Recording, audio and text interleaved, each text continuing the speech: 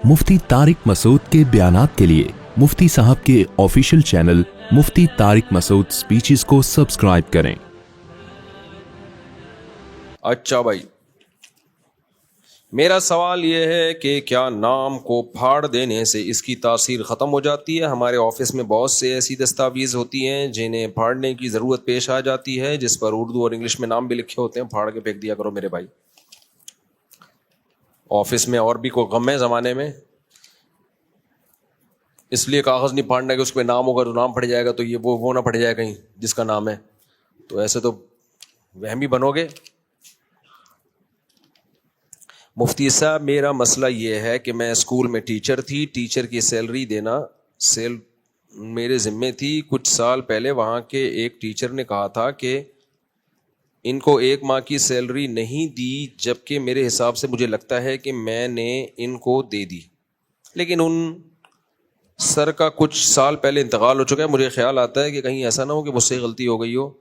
ऐसी सूरत में क्या करना चाहिए? क्या वो पैसे उनके नाम से मदरसे में दे दिए जाएं? कुछ भी नहीं करें, दे दी थी आपने, दे दी, उसके ज़िम्मे था वो गवाहों से, और जब टाइम गुजर गया, महीना भी गुजर गया, तो आपको याद भी है कि आपने दी है, तो आप क्यों वहम कर रही हो बिला वजह? और अगर आपने जब कह दिया था नहीं दी, तो उसको चाहिए था कि फिर वो इसरार करता या वो आपसे सबूत मांगता। मसला ये है कि हम लोग थोड़े से वहमी बहुत हैं। हम दीन पे जब आते हैं ना, तो ये खातून की बात नहीं कर रहा, जनरली एक बात कर रहा हूं, वहम की तरफ ज्यादा चले जाते हैं। भाई इस्लाम तो मिल्लत बैज़ा समहा, साफ सुथरा सीधा सादा दीन है, जिनमें हमें गुनाहों से बचने का हुक्म दिया गया, नमाज पढ़ने का हुक्म दिया, रमज़ान के रोज़ों का हुक्म, ज़कात है, सदक़ात व खैरात है, तो एक दूसरे की केयर करना। ये जो मोटी मोटी दीन की चीज़ें ये हैं, इनमें बहुत ज़्यादा वहमी। वज़ू को देखो ना, वज़ू करते हैं, घंटों घंटों वज़ू में बैठे रहते हैं वहमी लोग, तो फिर अदब तमीज़ में इतना आगे चले गए हैं, अदब ये ना हो जाए, ये बेअदबी हो जाएगी, ये बेअदबी हो जाएगी, बहुत ज़्यादा चीज़ों को मुसल्लत किया है। एक साहब को मैंने देखा, वो ज़मीन पे देख देख के जा रहे हैं, कहीं अल्लाह का नाम लिखा हुआ है तो मैं उठा लूँ। मैंने कहा भाई, जाते हुए कहीं नज़र पड़ जाए, कोई कलमा लिखा हुआ है नीचे पड़ा हुआ है, तो उठा लो, देखते हुए जाना, कहीं लिखा हुआ ना हो, ऐसा तो ज़िंदगी मुसीबत बन जाएगी।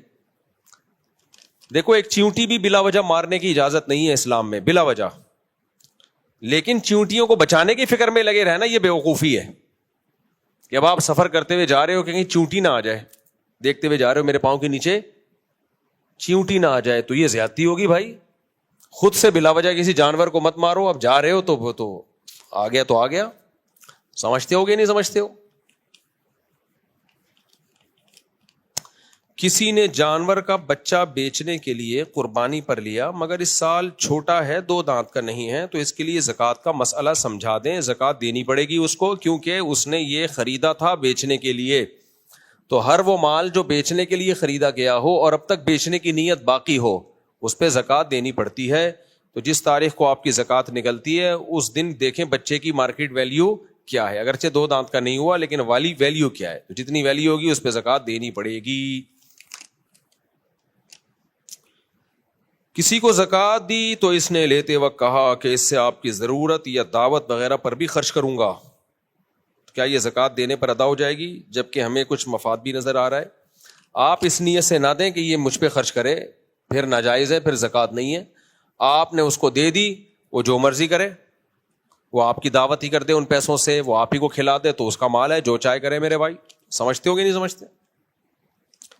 किसी ने ज़कात अदा की और इंतहाई गरीब हो गया, तो क्या इसे ज़कात दी जा सकती है?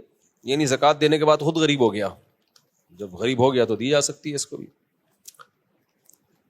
रमज़ान में किए जाने वाले मामूलात पर बयान फरमा दें। आप पर एतराज़ है कि दुआओं और मामूलात पर तवज्जो नहीं दिलाते, एतराज़ करते रहो बैठ के। कई बार मैं मामूलात पर बयान कर चुका हूँ, रमज़ान में भी, और एतकाफ़ वालों को तो हमारे यहाँ अलग से मामूलात बताए जाते हैं। अलबत्ता मामूलात के बारे में मेरा तरीक़ा ये है कि किसी पे फोर्स नहीं करता। जैसे हमारे यहाँ एतकाफ़ में लोग बैठते हैं, जो बैठना चाहें भी से रजिस्ट्रेशन करवा लें, एतकाफ़ की फॉर्म शायद बाहर मिल रहा है, तो बता देता हूँ, ज़बरदस्ती नहीं करवाता, क्योंकि इस वक्त लोगों का जो दीनी लेवल है बहुत गिर चुका है। تو بڑے بڑے گناہ چھوڑ دیں, فرض نماز سنت موقدہ پڑھ لیں, بڑی بات ہے. باقی معمولات کی بات پھر آگے شروع ہوتی ہے, تو وہ آؤ بیٹھو خوشبو لگا کے انشاءاللہ. باقی رمضان میں کرنے کے جو معمولات ہیں, تراویح پڑھیں پوری پابندی سے, پھر تہجد بھی پڑھیں. صحیح حدیث ہے, غالباً مصنف ابن ابی شیبہ میں ہے, حضرت عمر نے تراویح جب جماعت سے شروع کرائی تو جب حضرت عمر مسجد نبوی میں گئے تو جب لوگوں کو تراویح پڑھتے ہوئے دیکھا آپ بہت خوش ہوئے, لیکن آپ نے ایک بات فرمائی, واللتی تنامون عنہا افضل من اللتی تقومون. فرمایا جس نماز سے تم سو رہے ہو وہ افضل ہے اس نماز سے جو تم پڑھ رہے ہو. تو حضرت عمر کا مقصد یہ تھا کہ تراویح اتنی لمبی نہ ہو یا ایسے مشغول نہ ہو جاؤ کہ تہجد ہی چھوڑ دو. اس سے یہ صاف پتہ چلتا ہے کہ حضرت عمر کی نظر میں بھی تراویح الگ ہے اور تہجد الگ ہے. ہمارے اہل حدیث بھائی تہجد والی حدیثیں اٹھا کے تراویح پہ فٹ کرنا شروع کر دیتے ہیں کہ نبی صلی اللہ علیہ وسلم رمضان اور غیر رمضان میں 8 رکعتیں پڑھتے تھے. وہ تہجد کی بات ہے بھائی, وہ تراویح کی بات نہیں ہے. اور اگر وہ تراویح بھی وہی ہے تو پھر رمضان کی فضیلت کیا ہوئی؟ یہ جو حدیث میں بار بار قیام رمضان قیام رمضان قیام رمضان, محدثین تہجد کا الگ باب باندھتے ہیں, قیام رمضان کا الگ باندھتے ہیں. اگر تراویح تہجد ہی ہوتی تو محدثین تہجد کا الگ باب اور قیام رمضان کا الگ باب نہ باندھتے. وہ تہجد ہی میں تراویح کے فضائل بیان کرتے, جیسے کہ امام بخاری نے تہجد ہی میں تراویح کی فضیلت بیان کر دی ہے. اس کی وجہ ہے کہ امام بخاری جو باب لے کر آتے ہیں نا, اس کے لیے اس باب سے مناسبت ضروری نہیں ہے. جس نے بھی بخاری پڑھی ہے پڑھائی ہے وہ جانتا ہے کہ امام بخاری جب کوئی عنوان قائم کرتے ہیں تو ضروری نہیں کہ حدیث اس عنوان کے تحت آ رہی ہو. یہ امام بخاری کی عادت ہے. امام بخاری بدر کا باب قائم کرتے ہیں, اس میں بدر کی حدیثیں ہی نہیں ہیں, صرف وہ صحابی کی ہیں جو بدری تھے, وہ راوی وہ صحابی آ رہے ہیں. تو جس کو ذرا سی بھی امام بخاری کی عادت کا پتہ ہوگا نا, وہ کبھی بھی یہ نہیں کہہ سکتا کہ امام بخاری نے قیام اللیل کا باب باندھا اور تہجد کی حدیث ذکر کی, یا تراویح کا باب باندھا اور تہجد کی. تو اس سے پتہ چلتا ہے کہ امام بخاری کے نزدیک تراویح اور تہجد ایک ہی چیز ہے. یہ وہ شخص یہ بات کر سکتا ہے جس کو بخاری کی الف بے بھی نہیں پتا. امام بخاری تو بعض دفعہ ایک باب باندھتے ہیں, ذرا سی بھی کہیں سے مناسبت ہوتی ہے حدیث لے آتے ہیں, حالانکہ اس حدیث کا اس باب سے کوئی تعلق نہیں ہوتا. اب ہمارے اہل حدیث بھائی بار بار ہمیں دیکھو امام بخاری نے تراویح کا باب باندھا اور تہجد کی حدیث ذکر کی, اس سے پتہ چلتا ہے تراویح اور تہجد ایک ہی ہے. ایسا نہیں ہے بھائی, اتنے سارے محدثین, اور خود امام بخاری تراویح کا نام کیوں دے رہے ہیں اس کو؟ اگر تہجد ایک ہی چیز ہے تو تراویح کا نام کیوں دے رہے ہیں؟ تو بہت سارے محدثین قیام رمضان الگ ہے. اگر یہ تہجد ہی ہوتی تو قیام رمضان کے نام سے الگ باب محدثین نہ باندھتے. آپ کہہ سکتے ہو کہ جی یہ تہجد ہی ہے لیکن رمضان میں تہجد کی فضیلت بہت زیادہ ہے, اس لیے اس کو الگ سے قیام رمضان کا باب باندھا گیا. تو بھائی رمضان میں صرف تہجد کی فضیلت نہیں, صدقے کی فضیلت بھی بہت زیادہ. حضرت عائشہ فرماتی ہیں نبی صلی اللہ علیہ وسلم رمضان میں سخاوت کا دریا بن جایا کرتے تھے. حدیث کا مفہوم ہے. تو صدقے کی فضیلت بھی تو بہت زیادہ ہے, لیکن صدقات رمضان کے نام سے محدثین نے باب باندھا ہے کہ ایک نارمل صدقہ ہوتا ہے, ایک صدقہ رمضان. کیوں نہیں باندھا؟ اس لیے کہ رمضان کا صدقہ کوئی الگ نہیں ہے, وہی صدقہ جو عام دنوں میں کرتے ہو رمضان میں اس کی فضیلت زیادہ. تو وہی تہجد جو ہم عام دنوں میں پڑھتے ہیں, اگر رمضان میں اسی کی فضیلت زیادہ ہوتی, تراویح الگ سے کوئی نہ ہوتی, تو پھر قیام رمضان کا باب ہی نہ باندھتے. تہجد ہی کے فضائل میں رمضان میں تہجد کی فضیلت کو زیادہ بیان کر دیا جاتا. جیسے صدقے کا باب ہوتا ہے رمضان میں زیادہ ثواب ملے گا, اور الگ سے باب نہیں باندھا جاتا. تو اس سے صاف پتہ چلتا ہے محدثین جو قیام رمضان الگ سے باب باندھتے ہیں, یہ بتانے کے لیے بھائی یہ وہ قیام نہیں ہے جو روزانہ ہوتا ہے, جو عام دنوں میں پڑھتے ہو, یہ الگ سے قیام ہے, اس کے احکام بھی الگ سے, اس کی رکعتیں بھی متعین ہیں, اس میں امام کے ساتھ جماعت کے ساتھ ہوتی ہے. یہ انفرادی بھی پڑھ سکتے ہو آپ, کوئی حرج نہیں ہے, لیکن یہ مسجد میں جماعت سے قائم ہوگی. تو حضرت عمر کا بھی یہی قول. حضرت عمر نے کیا فرمایا جب لوگ تراویح پڑھ رہے تھے؟ واللتی تنامون عنہا افضل من اللتی تقومون, کہ جو نماز تم پڑھ رہے ہو جس سے تم غافل ہو وہ اس سے بھی زیادہ فضیلت والی ہے. تو اس سے پتہ چلتا ہے کہ وہ الگ ہے اور یہ الگ ہے, کیونکہ صحابہ میں وہ تراویح پڑھ رہے تھے, تہجد میں سو جاتے تھے, اتنی زیادہ تھکاوٹ ہو جاتی تھی. تو حضرت عمر کا مقصد یہ تھا یہ پڑھ رہے ہو لیکن اس سے غافل مت ہو, وہ بھی پڑھو. تو اور وہ تو پورے سال پڑھی جاتی ہے, رمضان میں اس کی بھی فضیلت بڑھ جاتی ہے تہجد کی, اور یہ تراویح الگ سے ہے. تو اس لیے رمضان میں سب سے ایک اہم کام کیا ہے؟ تراویح کی نماز, جو رمضان کی خاصیت ہے. چاند نظر آتے یہ نماز غائب ہو جاتی ہے. اگر یہ تہجد ہوتی تو چاند نظر آتے غائب نہ ہوتی. تو میں اہل حدیث سے ایک بات پوچھتا ہوں کہ اگر یہ وہی ہے تہجد تو رمضان کی کیا فضیلت ہے نا. جو میرا اصل سوال تھا وہ دوبارہ ریپیٹ کر دیتا ہوں کہ آپ عام دنوں میں بھی 8 سنت اور رمضان میں بھی 8 سنت, بلکہ آپ نے تو رمضان میں تہجد کی ویلیو اور گرا دی. عام دنوں میں آپ رات کے آخری حصے میں پڑھتے ہو, رمضان میں آپ اول وقت میں پڑھ رہے ہو, تو رمضان کی ویلیو بڑھائی ہے یا گھٹا دی؟ اصل تو آخری وقت میں تہجد, رمضان میں آپ اول وقت میں پڑھ رہے ہو, تو یہ عجیب سی بات ہے یار. پھر رمضان کا کیا فائدہ ہوا؟ اس سے تو بہتر تھا کہ آخر میں ہی پڑھتے رہتے آپ. تو اس لیے جب بھی آپ جمہور کے خلاف یا اجماع کے خلاف جاتے ہیں نا, تو آپ پہ کچھ ایسے ایسے سوالات کھڑے ہو جاتے ہیں جس کا آپ کے پاس جواب نہیں ہوتا. اس لیے جمہوری کی ماننے میں ہی خیر ہے, جبکہ وہ دلیل کے لحاظ سے بھی مضبوط ہے. تو رمضان کے معمولات بتا رہا تھا آپ کو. سب سے پہلا معمول کیا ہے؟ روزہ تو رکھنا ہی ہے. اس کے علاوہ کیا کرنا ہے؟ تراویح. پھر اس کے علاوہ کیا کرنا ہے؟ رات کے آخری حصے میں اٹھے ہی ہوتے ہیں تہجد, کیونکہ حضرت عمر نے تراویح شروع کی لیکن انہوں نے حکم دیا کہ تہجد کو مت بھولنا تراویح کی وجہ سے. تو تراویح الگ سے پڑھیں, تہجد الگ سے پڑھیں آپ رمضان میں. تیسرا کام کیا کرنا ہے؟ صبح و شام 100 دفعہ کلمے کا معمول بنا لو. 100 دفعہ درود شریف, 100 دفعہ استغفار, 100 دفعہ تیسرا کلمہ سبحان اللہ والحمد للہ ولا الہ الا اللہ واللہ اکبر, جس کو چوتھا کلمہ کہا جاتا ہے لا الہ الا اللہ وحدہ لا شریک لہ لہ الملک ولہ الحمد یحیی ویمیت وہو حی لا یموت وہو علی کل شیء قدیر. کی حدیث میں بہت زیادہ فضیلت ہے. کچھ نہیں ہوتا, 10 دفعہ استغفار, 10 دفعہ درود شریف اور 100 دفعہ کلمہ پڑھ لو, ٹھیک ہے نا, صبح بھی اور شام کو بھی. دوسرا کام رمضان میں تلاوت. نبی صلی اللہ علیہ وسلم رمضان میں زیادہ تلاوت کیا کرتے تھے, لیکن محدثین نے تلاوت رمضان کے نام سے الگ باب نہیں باندھا, کیونکہ یہ وہی تلاوت تھی جس کی مقدار بڑھ جاتی تھی, لیکن قیام رمضان کا باب الگ سے باندھا ہے. تو یہ وہی تو تلاوت کو بڑھانا ہے رمضان میں. تیسرا کام صدقات و خیرات, کیونکہ حدیث میں آتا ہے نبی صلی اللہ علیہ وسلم رمضان میں بہت صدقہ کیا کرتے تھے. صدقے کا ثواب کئی گنا بڑھ جاتا ہے. دیکھو کمپنیاں جب پیکج دیتی ہیں تو لوگ اس پیکج سے فائدہ اٹھاتے ہیں کہ نہیں اٹھاتے؟ کیا خیال ہے بھائی؟ سیل لگی ہوئی ہے بھائی, فلاں اسٹور نے کیا کیا کہ بھائی سیل لگی ہوئی ہے, جو چیزوں کی قیمتیں 5,000 تھیں 2,500 پہ آئی ہوئی ہیں, تو سیل سے لوگ فائدہ اٹھاتے ہیں. تو رمضان میں نیکیوں کی سیل لگی ہوئی ہے اللہ کی طرف سے, ایک ایک نیکی کا ثواب کئی گنا بڑھا کر دیا جاتا ہے. رمضان میں صدقہ کرو گے ثواب کئی گنا بڑھا دیا جائے گا. تو تہجد ہے, صدقہ خیرات ہے, صبح و شام 100 کی تسبیحات, اور ایک آخری کام دعاؤں کی کثرت. 24 گھنٹے میں ایک ٹائم نکال کے لمبی دعا کا معمول بناؤ. رمضان میں عادت ڈالو اس کی. 24 گھنٹے میں ایک ٹائم نکال کے لمبی دعا, سمجھتے ہو؟ اس میں یہ نہیں دیکھو قبول ہو رہی ہے کہ نہیں ہو رہی, بھائی ہمارا کام ہے مانگنا. مانگنے کی عادت ڈالو. دیکھو جو دنیا میں بھکاری ہوتے ہیں نا, مانگنے والے, ان کو مانگنے کی عادت پڑ جاتی ہے. کیا خیال ہے؟ میں نے بھکاریوں کو کبھی نہیں دیکھا کہ بھیک مانگنا چھوڑی ہو انہوں نے, حالانکہ ان کو ضرورت نہیں بھی ہوتی, پھر بھی مانگنے کی عادت پڑ جاتی ہے. تو یہ انسان کو جب انسان سے مانگنے کی عادت پڑے تو یہ بہت بری بات ہے.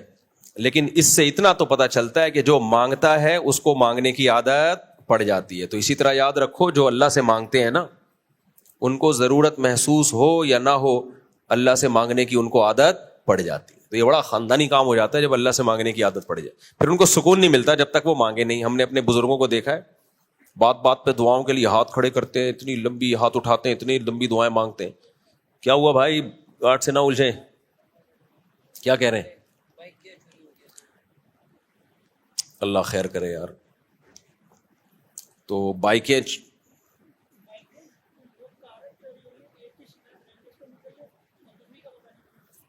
دو گاڑیاں چوری ہوئی ہیں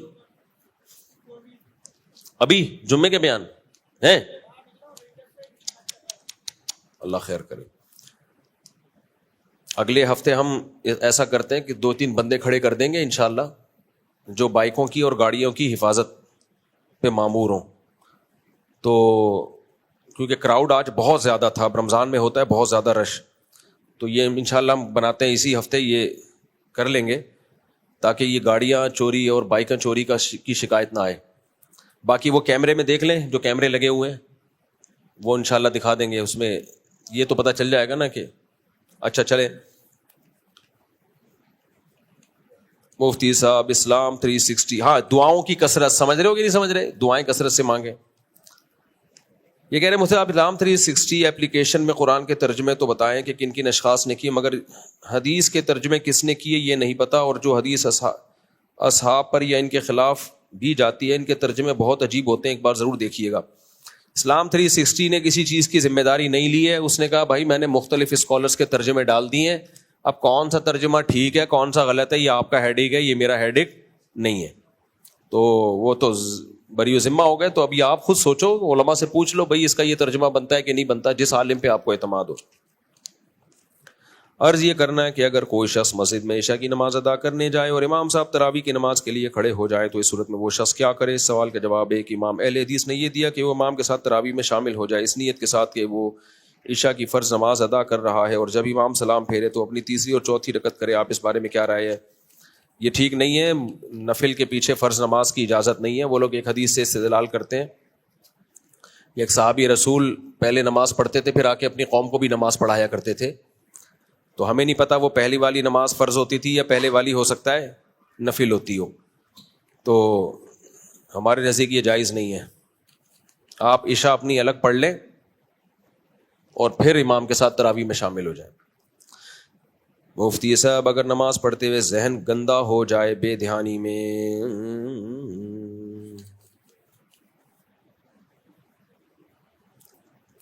اور کوئی سوال پوچھنا ہو کسی نے؟ دیکھو یہ جو شہوانی خیال آتے ہیں اور اس سے جو قطرہ وغیرہ نکل جائے اس سے غسل فرض نہیں ہوتا, اس سے وضو ٹوٹ جاتا ہے آپ کا, دوبارہ وضو کرنا پڑے گا. سب میرا یہ سوال تھا, جب نکاح کے دوران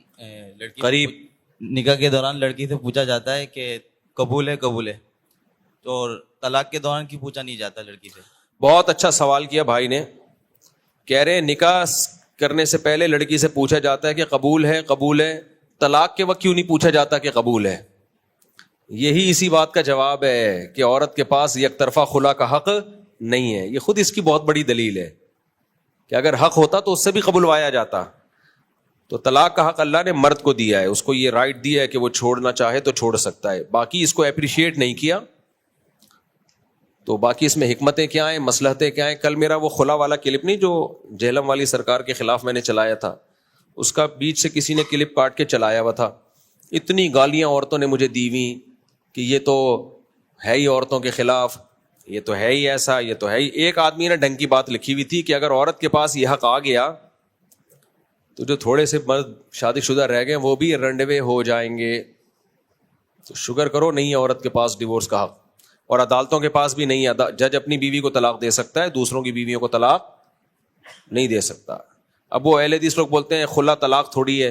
بھائی جو بھی ہے نکاح نہیں ختم کر سکتا, نکاح ختم کرنے کا حق کس کے پاس ہے؟ مرد کے پاس. یہ قرآن کے الفاظ ہیں, او بیدہ عقدۃ النکاح. اللہ نے شوہر کو یہ کہا ہے کہ اس کے پاس نکاح کی گرا اسی کے ہاتھ میں. اب اہل حدیثوں نے بھی وہ انجینئر والی باتیں شروع کر دی ہیں. ایک تو اہل حدیثوں میں پتہ ہی نہیں چلتا ان میں کوئی ریلائبل مفتی ہے کون کوئی. اور میں نے پورا مدلل دلائل سے کلپ ریکارڈ کروایا, اس کا کوئی جواب نہیں دے رہے. فوراً بس ان کے پاس ایک ہی منجن ہوتا ہے, یہ تو حنفی ہیں, یہ تو مقلد ہیں.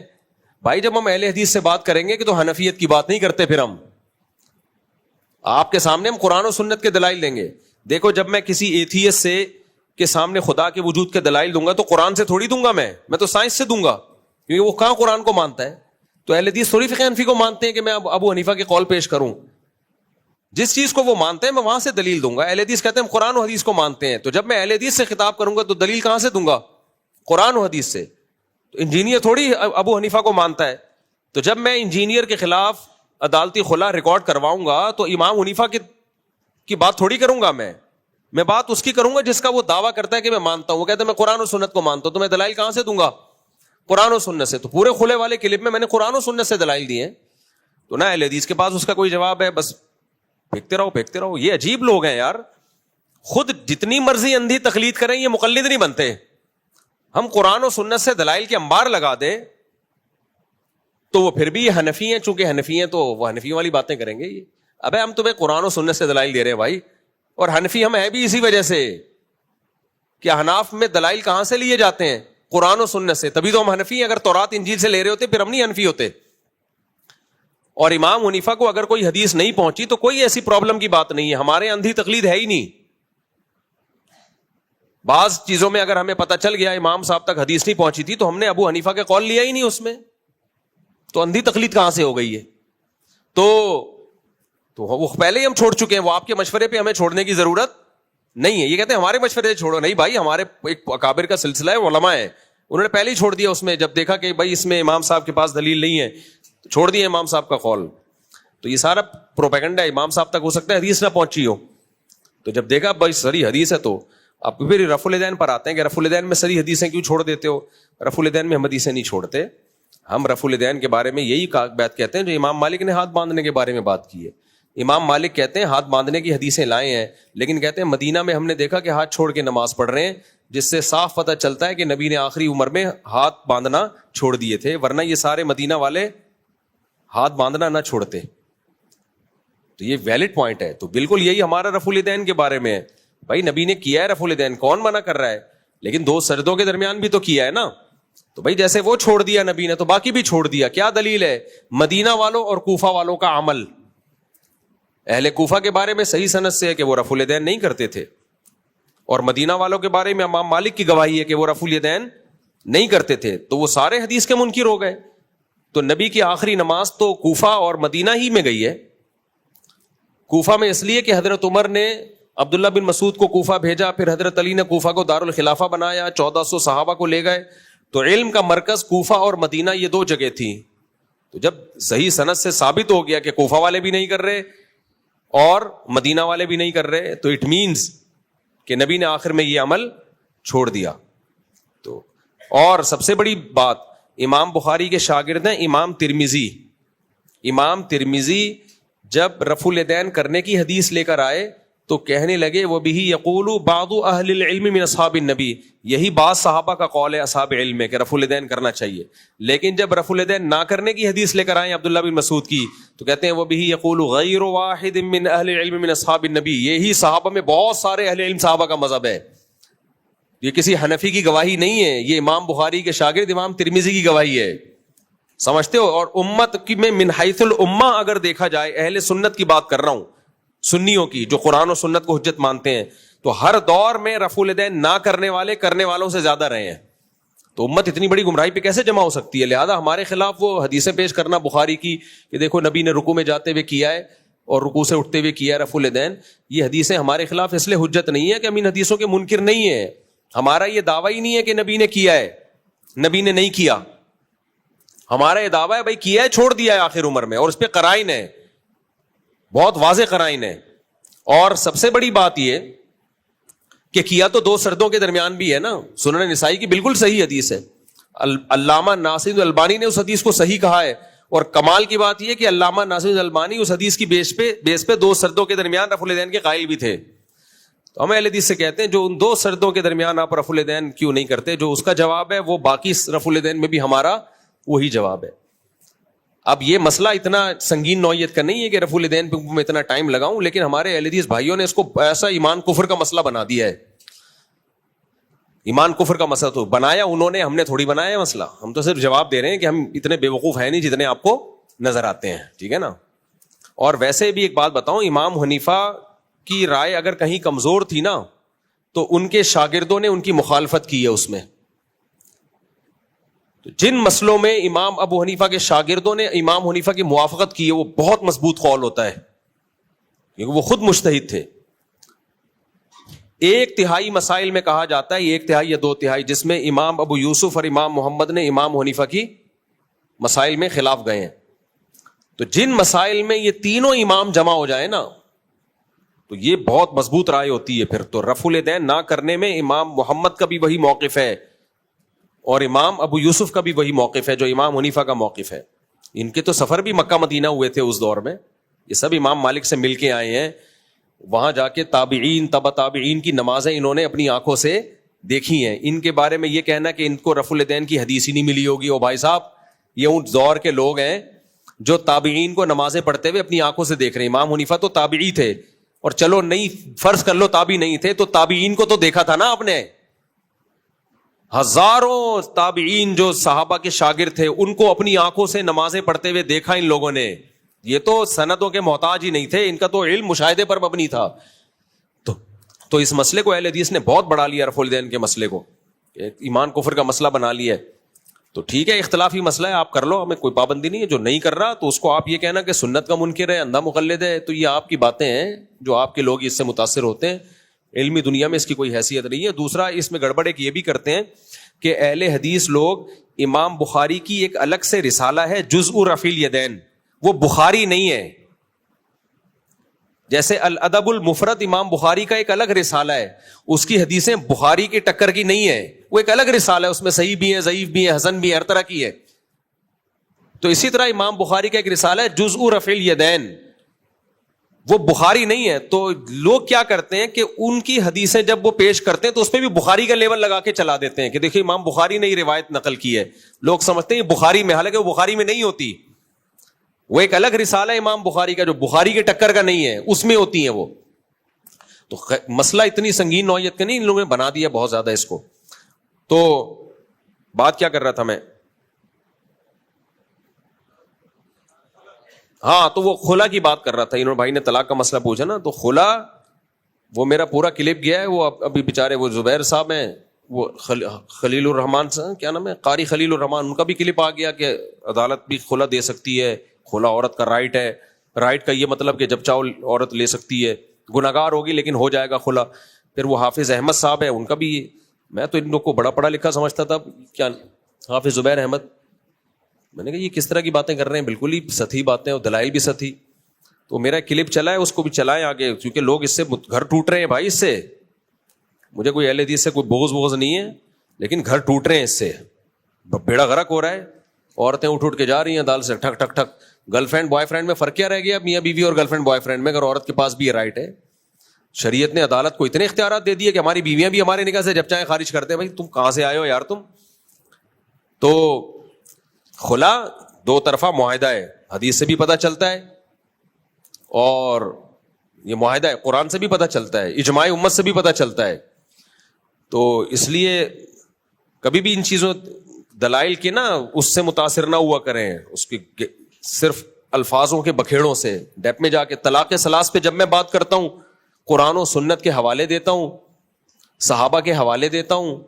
وہ میرا کون سا تفسیر کے لیکچر میں، میرے جو تفسیر کے لیکچر ہے نا مفتی طارق مسعود اسپیچز، اس میں لیکچر نمبر 100 سے لے کے 107 تک 7 لیکچر صرف 3 طلاق کے مسئلے پر ہیں.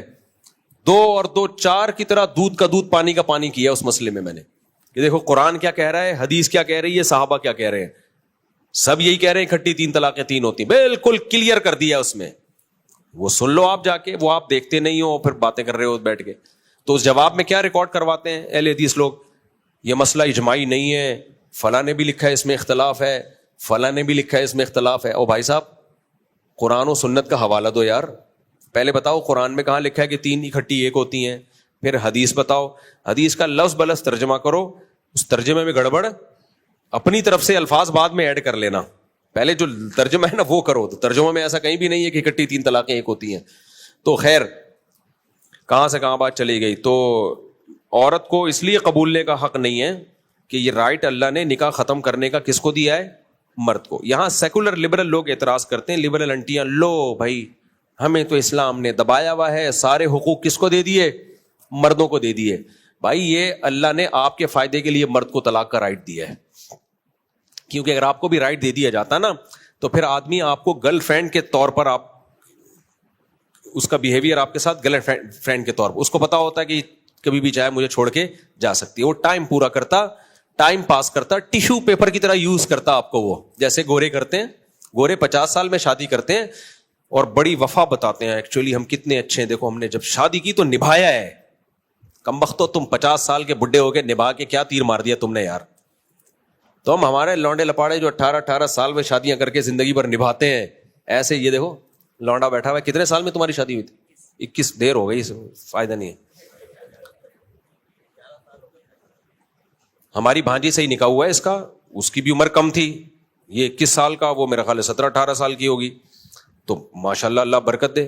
یہی تو عمر ہے شادی کی, جذبات ہوتے ہیں, محبت ہوتی ہے. یہ لبرل سیکولر لوگ بیڑا غرق ان بیچاروں کا, اب نہ اولاد نہ محبتیں, بڈھے بڈھے ہو کے کم وقت شادی کر کے تیر مار رہے ہوتے ہیں بیٹھ کے. تو اب اگر اللہ نے اس کی بیوی کو بھی رائٹ دیا ہوا ہوتا, 3 سال بھی بمشکل نکالتا ہی ہے. اب کتنے سال کا ہے بھائی؟ 2 دانت کا ہو گئے. اچھا تو بھائی کیونکہ آدمی کہتا بھائی کسی بھی وقت چھوڑ کے جا سکتی ہے, تو انسان اپنی جس چیز کے یہ احساس ہوتا ہے نا میری ہے, اس سے محبت بھی کرتا ہے. تبھی تو کرائے کے مکان کا بیڑا غرق کیا جاتا ہے, اور اپنے مکان کو کیسا بنائے. جو ٹھیکیدار اپنے لیے جو گھر بناتا ہے اس میں سریا بھی پورا ڈالے گا, اس میں اگر آپ دیوار پہ کیل ٹھوکو گے تو پلستر گرے گا بھی نہیں. دوسرے کے لیے جو بنائے گا اس کا دیکھا کیسے بیڑا غرق کرتا ہے. کرایہ دار کو گھر دو, بیڑا غرق کر کے بیڑا غرق کر دے گا وہ. تو جب آپ کو پتا ہے کہ یار کسی بھی وقت جا سکتی ہے, بے شک ابھی کتنی محبتوں کے دعوے کر رہی ہے, لیکن اس کے پاس بھی رائٹ ہے, تو پھر آدمی کہتا ہے ٹائم پاس کرو میرے بھائی. ٹیشو پیپر کی طرح یوز کرے گا, بس اپنی جنسی خواہش کے لیے رکھے گا اس کو. تو یہ مرد کو یہی احساس بیوی پہ خرچ کرنے پر مجبور کرتا ہے, یار یہ میری ہے, یہ عدالت کی نہیں ہے. یہ قاری خلیل, کیا نام ہے, قاری خلیل الرحمان صاحب کی بھی نہیں ہے یہ, اور وہ حافظ کیا نام ہے, حافظ زبیر صاحب کی بھی نہیں ہے یہ. جب تک میں نہیں چھوڑوں گا یہ نہیں جائے گی. حافظ زبیر صاحب کو یہ حق نہیں ہے, کیونکہ حافظ زبیر صاحب نے فتویٰ دیا ہے ابھی کہ کسی کی بیوی کے بارے میں ہو گیا نکاح ختم. اس میں یہ بھی تھا کہ وہ بندہ کہہ رہا ہے کہ بیوی نے ایڈریس بھی غلط ڈالا ہے نوٹس بھیجنے کے لیے, پھر بھی بس ہو, عدالت نے فیصلہ کر دیا تو ہو گئی. تو یہ اللہ نے ایک ہی تو چیز ہے میرے بھائی جس پہ ہمیں کنٹرول دیا ہے. ہاں اگر آپ ظلم کر رہے ہیں تو ظلم میں کورٹ کو تنسیخ نکاح کا حق حاصل ہوتا ہے. اس کے بیسک رائٹ ہی پورے نہیں کر رہے, کیونکہ وہ رکھیل تو نہیں ہے نا, ہے تو بیوی. تو آپ اگر بیسک رائٹ پورے کر رہے ہو, پھر کوئی نہیں چھڑا سکتا آپ کو اس سے. کسی کے باپ, خدا نے, کسی ماں نے ایسا کوئی بچہ آج تک کوئی جج جنا ہی نہیں ہے. کسی ماں نے آج تک کوئی ایسا جج جنا نہیں ہے جو آپ کا نکاح ختم کرا دے. اگر ختم کرائے گا تو پاکستان کے قانون میں ہوگا, خدائی قانون میں وہ ختم نہیں ہوگا. اس لیے کورٹ سے جب کوئی عورتیں خلا لے کے آتی ہیں اور آپ سے شادی کریں تو آپ فوراً شادی نہ کر لیا کریں. اس خلا کے پیپر کو کسی مستند دارالفتہ میں بھیجیں, مستند, کہ یہ خلا صحیح ہوا بھی ہے کہ نہیں ہوا. تو ورنہ کسی کی بیوی سے شادی کرنے سے شادی ہوتی نہیں ہے, زنا کا گناہ ملتا ہے. تو کیا بات چل رہی تھی میرے بھائی, تو یہ شکر کرو اللہ نے مرد کو رائٹ دیا ہے. تو وہ رائٹ دینے کی وجہ سے ہی مرد, پھر وہ اس میں خواتین کہتی ہیں پھر مرد کو بھی جو رائٹ دے دیا تو ہم کیوں وفا کریں, وہ بھی تو جب چاہے چھوڑ سکتا ہے. اللہ کو پتا تھا کہ یہ اتنی آرام سے نہیں چھوڑے گا, اس میں برداشت زیادہ ہے. اور جب کوئی انسان کو بتا دیا جائے یہ تمہاری اپنی ہے, تو پھر اس کو چھوڑنا بھی بہت مشکل ہوتا ہے. اس کو چھوڑنا بھی کیا ہوتا ہے, مشکل. دیکھو آپ کے پاس ایک لینڈ کروزر ہے, آپ کو ہر وقت یہ حق ہے کہ آپ مجھے گفٹ دے دیں, آپ دے دو گے؟ چابیاں پکڑا دیں گے آپ, دو, آپ کو پتا ہے میری چیز ہے بھائی, میں کیوں دوں مفتی صاحب کو, اور میں بھی نہیں دوں گا اگر میرے پاس ہوگی. کیا خیال ہے بھائی؟ تو جب آدمی کو پتا ہوتا ہے نا میں اپنی بیوی چھوڑوں گا, تو اس کو پتا ہے خالی چھوڑوں گا نہیں, دوسرا قبضہ کرے گا اس پہ, ٹھیک ہے نا, دوسرا شادی کر لے گا اس سے. تو اس لیے مرد کے لیے طلاق دینا آسان کام نہیں ہے. تبھی تو اکثر ہم نے دیکھا 3 طلاقیں دے کے رو ہی رہے ہوتے ہیں, آج تک کوئی خوش نہیں دیکھا میں نے. اسی وجہ سے کہتا ہوں زبانوں پہ کنٹرول کرو. طلاق کے علاوہ بہت سارے مسئلے ہیں, حل ہیں بھائی. طلاق پہ تو بہت اینڈ میں آتا ہے, اور 3 طلاقوں کو ناجائز بھی اسلام نے اسی وجہ سے قرار دیا کہ اپنے پاؤں پہ خود ہی کلاڑے مت مارو. اور کوئی سوال؟ صدقہ فطر, صدقہ فطر بعض علماء کے نزدیک 1.25 کلو ہے, اور جامع رشید کی تحقیق ہے 2.25 کلو, تو دونوں ہمارے لیے قابل احترام ہے. گندم 2.25 کلو, کھجور دینا چاہو تو 4.5 کلو, جو دینا چاہو تو بھی 4.5 کلو, کشمش دینا چاہو تو بھی 4.5 کلو, کھجور دینا چاہو تو 2.25 کلو, گندم دینا چاہو تو 2.25 کلو. گندم شریعت نے کم اس لیے رکھی ہے کہ وہ اس زمانے کی گندم بڑی پاورفل ہوا کرتی تھی. اب تو گندم صرف کاربوہائیڈریٹ کا ایک مجموعہ رہ گئی ہے. جو ہائیبریڈ گندم آ رہی ہے نا, یہ آج کل نقصان کہتے ہیں ڈاکٹر لوگ زیادہ دے رہی ہے. بہرحال دینی 2.25 کلو ہی پڑے گی اگر گندم. ہاں رمضان میں پہلے سے بھی دے سکتے ہیں, عید سے پہلے دے دیں زیادہ اچھا ہے. اور یہ بھی ایک صدقہ فطر کی اتنی خاندانی چیز ہے. دیکھو آپ اپنے آپ کے جتنے بھی بچے ہیں نا ان سب کی طرف سے دینی پڑے گی آپ کو, جو آپ کی کفالت میں ہے. جتنے زیادہ بچے ہوں گے اتنا صدقہ زیادہ ہے. اور یہ صدقہ فطر عید کے دن واجب ہوتا ہے. پہلے بھی دے سکتے ہو ایڈوانس میں, لیکن واجب کب ہوتا ہے؟ عید کے دن. یعنی جس نے عید الفطر کا دن نہیں دیکھا اس پر صدقہ واجب نہیں ہے.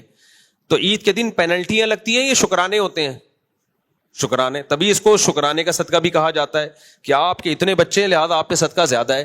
تو اس سے بھی پتہ چلتا ہے شریعت میں زیادہ بچے نعمت ہیں, جرمانہ بولو نہیں. اللہ نے کہا جتنے زیادہ بچے ہیں تجھے شکر کے طور پر اتنا زیادہ صدقہ دینا پڑے گا, تیرے اتنے بچے ہیں. تو میرا تو آدھی جائیداد صدقہ فطر میں مجھے لگ رہا ہے نکل جائے گی. سمجھ رہے ہو؟ تو یہ بھی شریعت کا ایک مزاج ہے کہ تمہارے بچے زیادہ ہیں تو تمہارے پاس نعمتیں زیادہ ہیں, لہذا تم عید کے دن ان سب کا شکرانہ بھی زیادہ نکالو گے. یہ جرمانہ نہیں ہے. عید کے دن جرمانے ہوتے تو عید کا دن کس بات کا ہوتا؟ یہ شکرانہ ہے. لہذا تمہارے ماتحت جتنے بچے ہیں, اللہ کہتے ہیں اتنے سارے بچے تمہارے ذریعے پلوا رہا ہوں میں اور سب تمہارے ہیں, تو سب کا صدقہ نکالو. فیملی پلاننگ والے بولیں گے کیوں اتنے غربت, مہنگائی, کم بختو, تم نے مہنگائی میں اضافہ کیا, تم پہ تو پینلٹی لگے گی, جرمانہ دو. اللہ کہتے ہیں نہیں, شکرانہ دو, شکرانہ. تو یہ اللہ اور فیملی پلاننگ میں یہ فرق ہے جو میں آپ کو بہت عرصے سے سمجھانے کی کوشش کر رہا ہوں, لیکن تم رہو گے ایک دو پہ ہی. ہاں, صدقہ فطر صرف مستحق زکوٰۃ کو دیا جا سکتا ہے جو زکوٰۃ کا مستحق ہے. جی حضرت,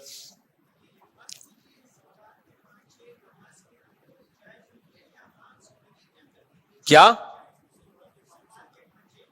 شلوار کے پانچے عام حالات میں بھی اوپر رکھنا واجب ہے؟ یعنی نماز کے اندر, نماز کے باہر بھی رکھنا لازم حرام ہے یا نماز ہو جاتی ہے یا نہیں. نماز نبی صلی اللہ علیہ وسلم نے فرمایا کہ لا يقبل اللہ صلاۃ رجل مسبل ازارہ, اللہ اس کی نماز قبول نہیں کرتے جو ازار اپنا ٹخنوں سے نیچے رکھتا ہے, تو قبول نہیں ہوتی نماز. یعنی باقی فقہی لحاظ سے فرض ادا ہو جاتا ہے.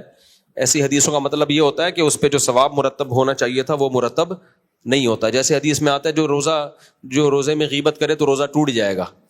تو ٹوٹنے کا مطلب یہ نہیں کہ اب قضا لازم ہے, وہ فقہی لحاظ سے, اسلامی قانون کے لحاظ سے تو ہو گیا, لیکن اس کی جو برکتیں تھیں وہ حاصل نہیں ہوں گی. صحیح, جزاک. چلیں بھائی,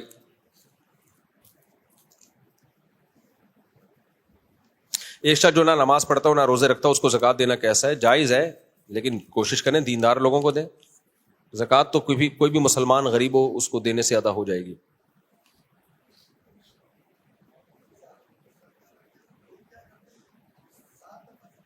ہاں, صدقہ کرتے ہوئے کہہ رہے بھائی کہ لوگ 7 دفعہ سر پہ سے گھماتے پھر کرتے ہیں, جائز نہیں ہے.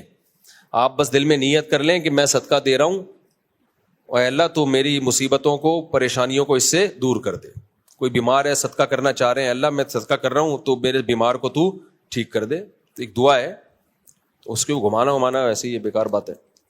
السلام علیکم. اگر عورت نے روزہ رکھا اور مینسز ہو گئے تو روزہ توڑ سکتی ہے؟ جی, جب عورت کو نے روزہ رکھا اور مینسز آ گئے روزے کے دوران تو روزہ ٹوٹ گیا, اس کا کھانا پینا شروع کر دے وہ. لیکن اگر مینسز تھے اور روزہ نہیں رکھا, مینسز کی وجہ سے روزہ چھوڑ دیا, اور روزے کی دوران روزہ جب چھوڑا ہوا تھا اور مینسز بند ہو گئے تو پھر اس پر کھانا پینا ناجائز ہو جائے گا اس کے لیے. اگرچہ روزہ تو نہیں ہوا کیونکہ صبح صادق سے تو روزے نہیں ہے نا, دوپہر 12 بجے مینسز بند ہو گئے, تو چونکہ پاک ہو گئی ہے تو اب اس کو روزے داروں کی طرح رہنا لازم ہو گیا ہے. تو اب اس کے لیے کھانا پینا جائز نہیں ہے, لیکن یہ روزہ قضا کرنا پڑے گا کیونکہ صبح سے تو روزہ نہیں تھا نا اس کا. یہی حکم مسافر کا ہے کہ کسی نے سفر میں روزہ نہیں رکھا, کھا رہا تھا, اور اس دوران وہ اپنے شہر میں داخل ہو گیا تو اب مقیم بن گیا ہے. اب چونکہ مقیم بن گیا ہے تو رمضان میں اب اس پہ افطاری تک روزے داروں کی طرح رہنا لازم ہے اس کے اوپر. اب وہ کھا پی نہیں سکتا کیونکہ اب مقیم بن گیا ہے نا, تو مقیمہ والے حکام ہوں گے. ہاں, قضا بھی کرے گا بعد میں, لیکن افطاری تک اب اس کے لیے کھانا پینا جائز نہیں ہے, وہ روزے داروں کی طرح رہنا لازم ہے اس پر. السلام علیکم مفتی صاحب. میرا سوال یہ ہے کہ جیسے جماعت کے بیچ میں اگر آپ کا وضو ٹوٹ گیا تو آپ وہیں پہ اس کو نماز کو پورا کریں گے یا وہاں سے باہر کیسے نکلیں گے؟ پیچھے والوں کی نماز خراب نہیں ہوگی؟ نماز کے دوران وضو ٹوٹ گیا تو نکل جائیں, پیچھے والوں کی نماز بھلے خراب ہو جائے, اچھا صف توڑ کے نکل جائیں. اچھا, ایک سوال اور یہ ہے کہ حیض کے دوران جو عورت مصحف کو قرآن نہیں چھو سکتی, اگر قرات کرنا چاہے وہ بھی نہیں کر سکتی. نہیں, دل میں ناپاکی کی حالت میں قرآن مجید کی تلاوت جائز نہیں ہے. دعائیں پڑھ سکتی ہیں قرآن کی, آیت الکرسی, سورہ فلق, سورہ ناس, یہ رقیہ کی نیت سے, دم کی نیت سے پڑھی جا سکتی ہیں. تسبیحات ہیں, درود شریف ہیں, باقی ساری عبادتیں ہو سکتی ہیں. جی حضرت.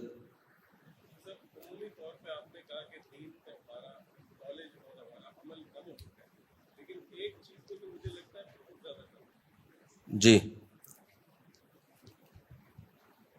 ہمارا عمل دین کے اندر کم ہو چکا ہے, لیکن ایک چیز میں تو میرا ذاتی خیال ہے, میں کم علم ہوں, اور وہ ہے جہاد. مطلب کوئی قرآن مجید خود فرما رہا ہے کہ اللہ تعالیٰ محبت رکھتا ہے ان لوگوں سے جو اس کی راہ میں قتل کرتے ہیں. جی اب وہ معاملہ ٹھیک ہے کہ 15 سال ہم نے وزیرستان اور وانا وغیرہ میں اس کو بھگتا, لیکن کیا اس کا یہ مطلب تو نہیں ہے نا کہ ہم وہ قرآن مجید کے آیات کا ذکر کرنا ہی بند کر دیں. اور جہاد میں آج غزہ میں جو جہاد ہے, وہ ان لوگوں نے اپنی جہادی روح کی بنا پر اسرائیل کو 1.25 سال مارا ہے. تو صرف میرا سمجھنے کا طریقہ ہے کہ ہم گورنمنٹ تو ہے نہیں, ہم لوگ آپس میں ایک شہر کے اندر رہتے ہوئے, ایک محلے میں رہتے ہوئے, کس طرح اس چیز کو دوبارہ ریوائیو کر سکتے ہیں کہ جہاد کی وہ روح آئے جس میں پاکستان کے تمام لوگوں نے شامل ہو کے آج تک جو ہے نا وہ اس کا عہد نبھایا. دیکھیں, یہ بات آپ کی درست ہے, اسلام میں بے تحاشا فضیلت ہے جہاد کی, لیکن علماء کا کام ہوتا ہے تمام پہلوؤں سے کسی چیز کو دیکھنا. ہم نے بہت دفعہ نوجوانوں کو جہاد کی ترغیب دی ہے, لیکن اس ترغیب کا ناجائز فائدہ وہ لوگ اٹھا لیتے ہیں جو جہاد کر نہیں رہے, وہ تخریب کالی کے لیے ان کو استعمال کرنا شروع کر دیتے ہیں.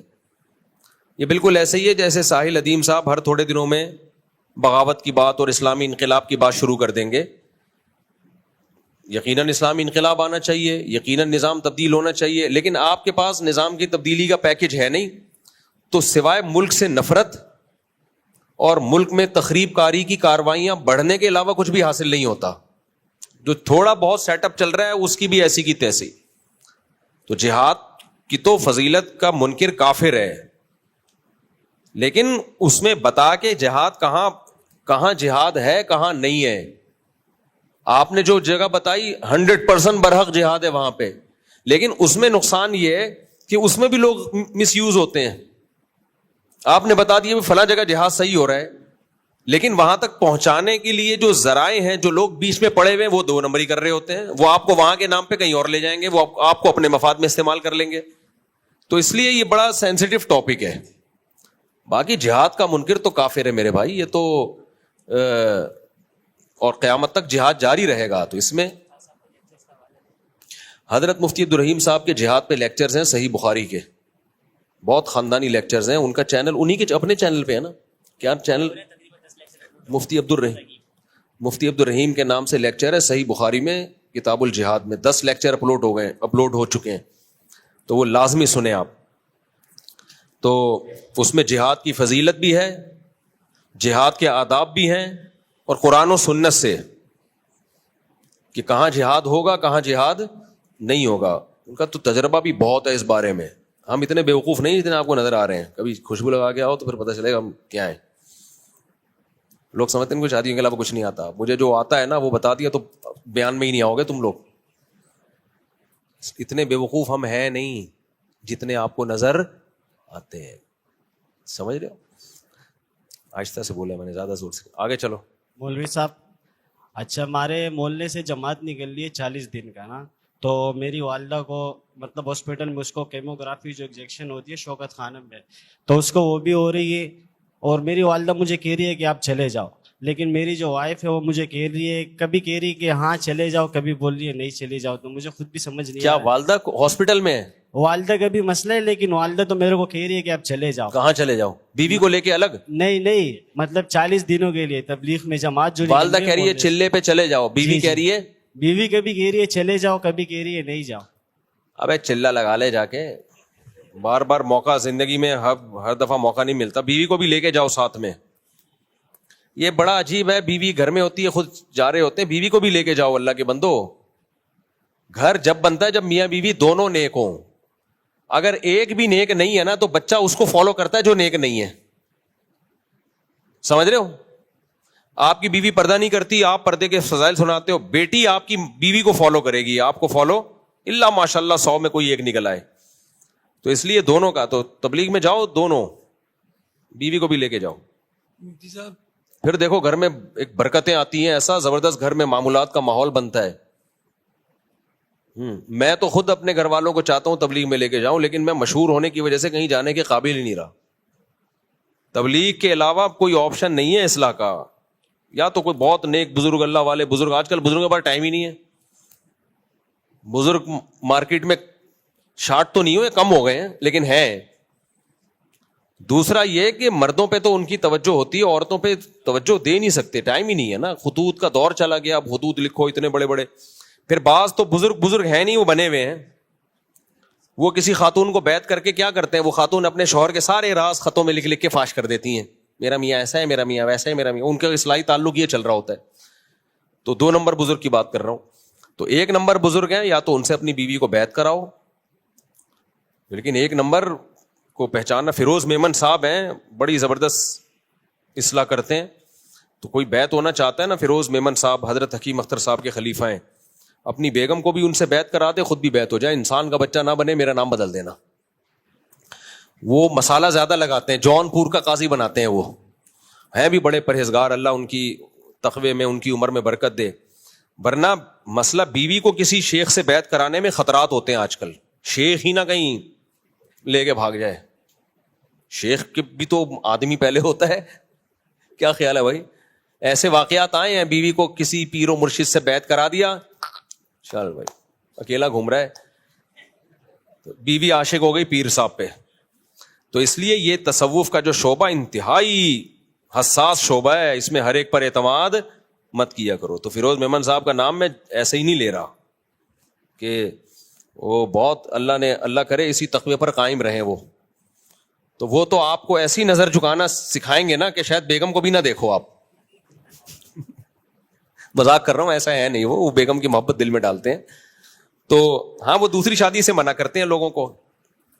تو وہ میرے پاس آ جایا کرو یہ سیکھنے کے لیے. اس سلسلے میں آپ کس سے رابطہ کریں؟ ہم سے رابطہ کریں. اصلاحی تعلق کے لیے آپ حضرت فیروز میمن صاحب سے رابطہ کریں, بہت فائدہ ہوتا ہے. تو اللہ والے حضرت مولانا محمد احمد صاحب ہیں, ہمارے پڑوس میں رہتے ہیں, بڑے اللہ والے بزرگ ہیں, ان سے بھی اصلاحی تعلق قائم کر سکتے ہو. مجھے بھی اجازت بیعت ملی ہوئی ہے, لیکن میرے پاس ٹائم نہیں ہے, اور جو کام کر نہیں سکتا آدمی کیوں کرے. تو جب اللہ, ہمارے شیخ کی طرف سے تو حکم ہے کہ شروع کرو لوگوں کو بیعت کرنا, لیکن ہمارے پاس ٹائم نہیں ہے, اور کیسے سنبھالیں گے ہم. جو کام ہمارے ذمے ہیں وہ نہیں نمٹ رہے ہم سے, ایک اور کام ہم ذمے میں لے لیں, تو اس لیے ہم سے نہیں ہو پا رہا. اچھا, یہ راستے میں ہمارے کو ٹریفک پولیس والے اور پولیس والے جب روکتے ہیں نا, تو وہ ہم سے پیسے مانگتے ہیں, اور رشوت دینا حرام ہے. رشوت دینے والا اور لینے والا دونوں دوزخی ہے نا. تو کیا ہمیں رشوت ان کو دینا چاہیے؟ دیکھو, پولیس والے جب آپ کے پاس ڈاکومنٹس پورے ہوں, 1 روپیہ بھی نہیں مانگتے. وہ مانگتے ہی اس سے جس کے پاس ڈاکومنٹ پورے نہیں ہوتے, اور سب نہیں مانگتے. بہت سے ایسے بھی ہیں جو آپ دو کے بھی نہیں ہو چالان کاٹیں گے. لیکن جب آپ میں گڑبڑ ہوتی ہے تو یہ نوبت آتی ہے. آپ ڈاکومنٹس پورے, آپ لائسنس بنواؤ, آپ بائک کے کاغذات پورے رکھ کے چلو, تو یہ نوبت ہی نہیں آئے گی.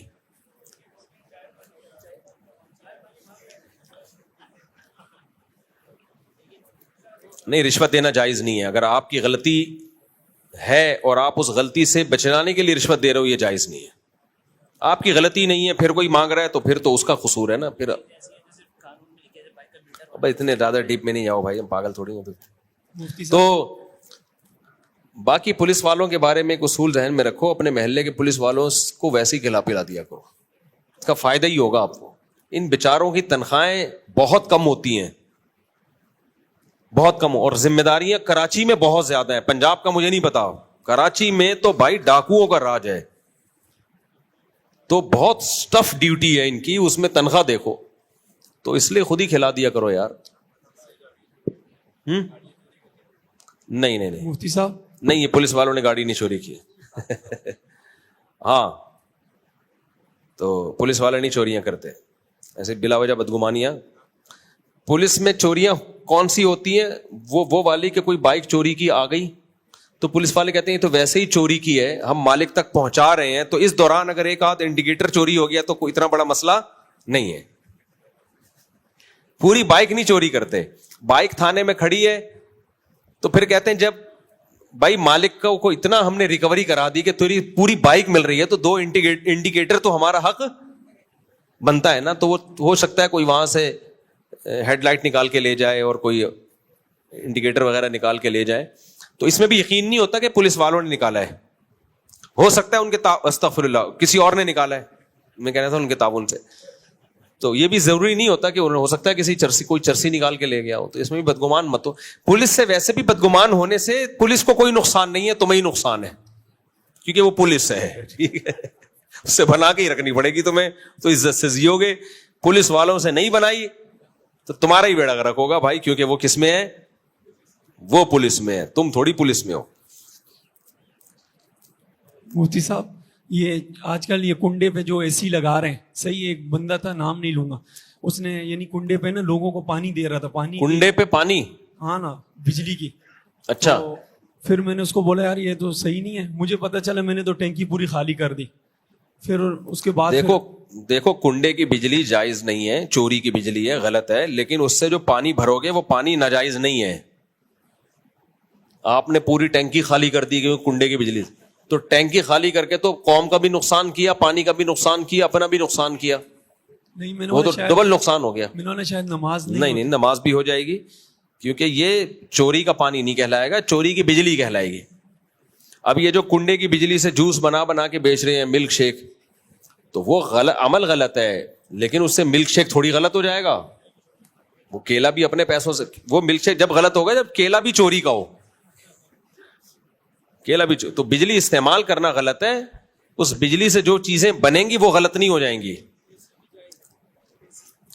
نہیں, اے سی کا استعمال چوری کی بجلی سے جائز نہیں ہے, پانی بھی جائز نہیں ہے, لیکن پانی بھرنا جائز نہیں ہے. بھر لیا تو پانی مت پھینکو, اب استعمال کرو اس کو. یہ عمل غلط تھا, لیکن وہ پانی غلط تھوڑی, پانی تھوڑی چوری کا ہے.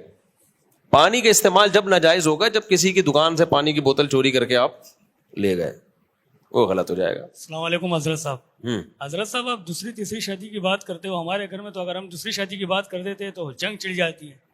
بالکل ایسے آپ کے علاقے میں دوسری شادی کی بات کریں تو جنگ چھڑ جاتی ہے. ہمارے گھر کے اندر, علاقے کی بات نہیں کر رہا ہوں, گھر میں. ورنہ اگر پہلے کے دور میں دیکھا جائے تو ہمارے باپ اور 2 شادیاں ہی کرتے تھے, لیکن اس وقت کوئی ایسے ماحول نہیں ہوتا تھا. اور اگر ابھی بات کریں تو سب سے پہلے ماں کڑی ہو جاتی ہے بہو کے حق میں, کہنے لگ جاتی ہے کہ آپ سوتن لے کے آ رہے ہو اپنے گھر والی پہ. تو اس طرح پھر کوئی, دیکھو آپ کے باپ دادا کرتے تھے, آپ نہیں کر رہے کیونکہ وہ آپ کے باپ دادا تھے. تو آپ بھی 2-4 شادیاں کر کے بہت سو کے باپ دادے بن جاؤ آپ. یہ تو جنگ تو چھڑے گی بھائی, جب دوسری شادی ہوگی جنگ چھڑے گی, یہ تو نیچرل ہے. اس میں یہ کہنا کہ نہیں چھڑے تو کوئی بات نہیں. والدہ کو بھی مخالفت کرنے تو آپ اپنا کام کرو, والدہ سے اچھے سلوک سے بات کرو. اب اماں کو بولو, اماں ایک بہو آپ کی خدمت کر رہی ہے, میں چاہتا ہوں 4 بہویں آپ کی خدمت کریں. مجھے یہ بالکل پسند نہیں ہے کہ ایک بہو آپ کے پاؤں دبا رہی ہے, سر دبانے والا کوئی ہے ہی نہیں, مجھے بالکل پسند نہیں ہے. یہ اسٹائل چینج کرو تھوڑا سا.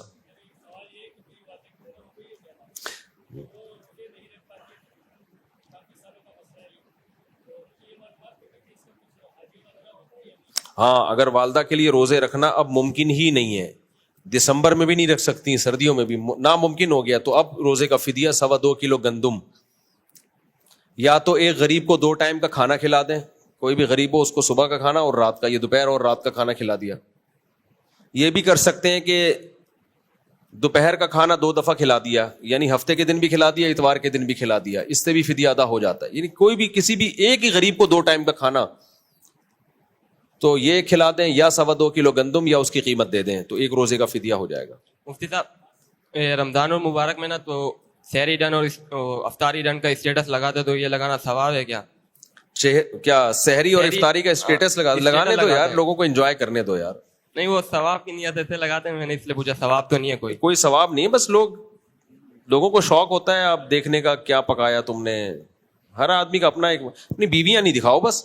ہمیں فیملی ولاگ سے بھی کوئی تکلیف نہیں ہے, لوگ اپنی سحری بنا رہے ہوتے ہیں, دکھا رہے ہوتے ہیں, افطاری اچھا ہے, لوگوں کو انٹرٹینمنٹ کا ایک موقع مل رہا ہے, لوگ انجوائے کر رہے ہیں, تو کرنے تو کیا جا رہا ہے. اگر آپ سحری بنا رہے ہو, سموسے بنا رہے ہیں, پکوڑے بنا رہے ہیں, دنیا کو دکھا رہے ہیں, دنیا دیکھ رہی ہے, لائک کر رہے ہیں, تو کوئی ناجائز نہیں ہے یہ. تو فیملی ولاگ میں بھی کوئی ناجائز چیز نہیں ہے, لوگوں کا خوش ہونے تو اسٹریس ختم ہو رہی ہے لوگوں کی, لوگ رمضان کو انجوائے کر رہے ہیں.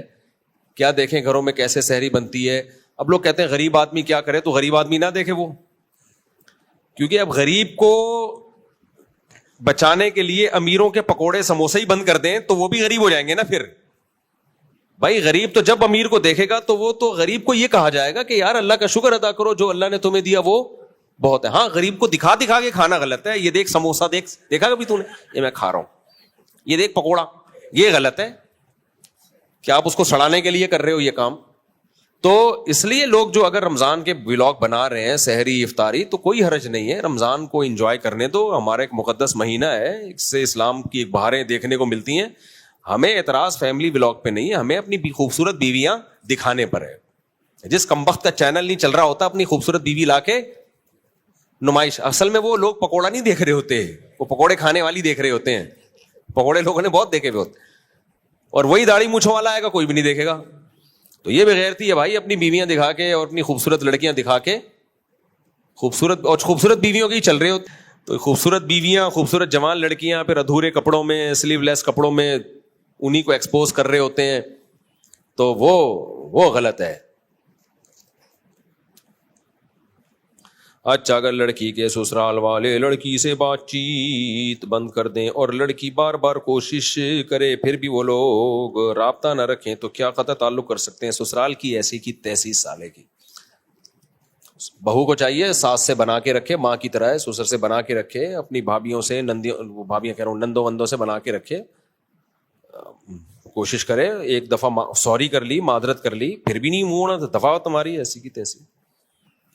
جب کوئی آدمی سوری کر لے نا, معذرت کر لے, پھر نہیں بنتا کہ پھر آپ منہ بنائیں اس سے. سوری کرنا اس زمانے میں بہت مشکل کام ہے بھائی, لوگوں میں تکبر ہے, کوئی معافیا نہیں مانگتا. اگر کسی نے معافی مانگ لی, ایکسکیوز کر لیا, تو بھائی غلطی ہر ایک سے ہوتی ہے. وَخَيْرُ الْخَطَّائِينَ التَّوَّابُونَ, بہتر خطا کار وہ ہیں جو سوری کر لیں. جب سوری کر لی ختم, پھر بھی سسرال منہ چھڑا کے بیٹھا ہوا ہے تو یہ سسرال نہیں ہے, اسرائیل ہے یہ. بال بناؤ, بہو کا فائدہ یہی ہے کہ سسرال سے بنا کے رکھے, وہ اس میں فائدہ ہی ہے. بھائی شوہر, بچے بڑے ہو جاتے ہیں, شوہر بوڑھا ہو جاتا ہے, ٹائم گزر جاتا ہے, پھر بہو ہی کی حکومت ہوتی ہے اس گھر میں. تو اس لیے تھوڑا بہت ساسوں کو برداشت کر لینا چاہیے. ساسیں ہمیشہ نہیں رہتی, اور جو ساس جتنی ٹینشن والی ہوتی ہے مرتی بھی وہی ہے جلدی. جو خوش اخلاق ساس ہوگی وہ دیر سے مرے گی. جو ہر وقت بہو کو ٹینشن دے کے رکھتی ہے تو اس کا مطلب وہ خود بھی ٹینشن میں, تو وہ مرے گی بھی جلدی. تو ایسی بہوؤں کو میں کہتا ہوں یہ تھوڑے دن کی بات ہے, یہ خود ہی مر جائے گی برین ہیمریج سے. تو برداشت کر لو تھوڑے دن, پھر اس گھر میں تمہاری حکومت ہوگی. طلاقیں لے کے بھاگنا اور پھر سسرال کو ٹینشن دینا اور پھر یہ اور وہ, اس سے کیا ہوگا؟ طلاق یافتہ عورت ہو جاؤ گی, پھر دوبارہ شادی میں مسائل, پھر وہ بہت دفعہ وہ عزت نہیں ملتی طلاق یافتہ کو.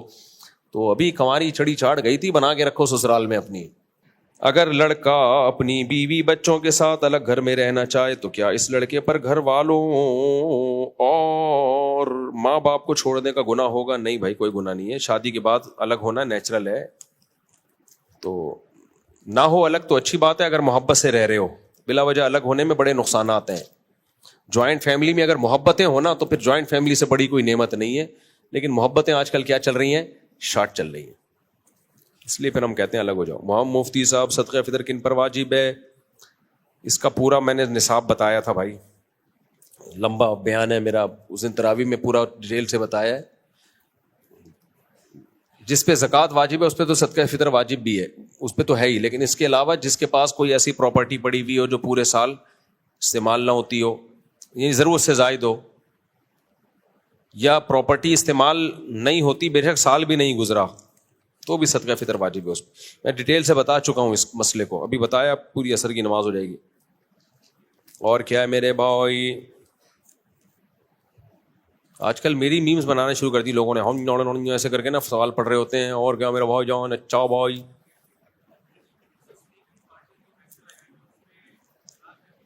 جی ہاں, سلیپنگ پارٹنر جس نے پیسے لگائے ہیں اسی پہ تو زکوٰۃ ہے. جس نے پیسے نہیں لگائے اس پہ زکوٰۃ نہیں ہے, کیونکہ وہ تو ورک کر رہا ہے نا, ورک پہ تھوڑی زکوٰۃ ہوتی ہے. زکوٰۃ تو اس کے ہوتی ہے جس کا پیسہ لگا ہوا ہے. اور جو انویسٹر پیسہ لگاتا ہے اس پیسے پہ زکوٰۃ نہیں ہوتی. خوب سمجھ لو, اس پیسے سے جو مال خریدا گیا ہے اس مال کی مارکیٹ ویلیو دیکھی جائے گی, اس ویلیو پہ زکوٰۃ ہوگی.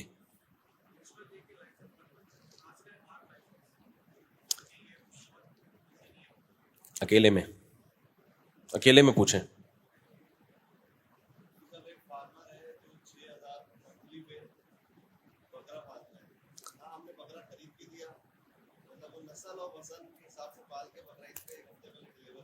ہاں جائز نہیں ہے. بکرا آپ کا ہے، نہ آپ نے خریدا، نہ آپ نے اپنے قبضے میں لیا. آپ ایسا کریں، بکرا خریدیں اور اپنے وکیل سے قبضہ کروائیں اس کے اوپر. وہیں کسی بندے کو بولے میری طرف سے یہ بکرا تم ایک دفعہ اپنے ہاتھ میں لے لو، یعنی اس کی رسی یا اس کا کان پکڑ کے سائڈ پہ کر دے یا اسی پہ ہاتھ لگا دے، بھائی یہ میرا ہو گیا.